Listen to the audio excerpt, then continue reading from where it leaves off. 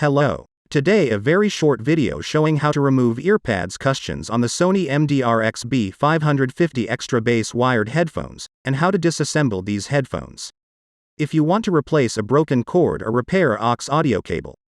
The earpads are glued on and just need to be torn off. They can be glued back on with some flexible glue, or with double-sided tape.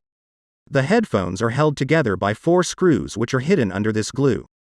Unscrew all 4 screws and you can disassemble the headphone housing.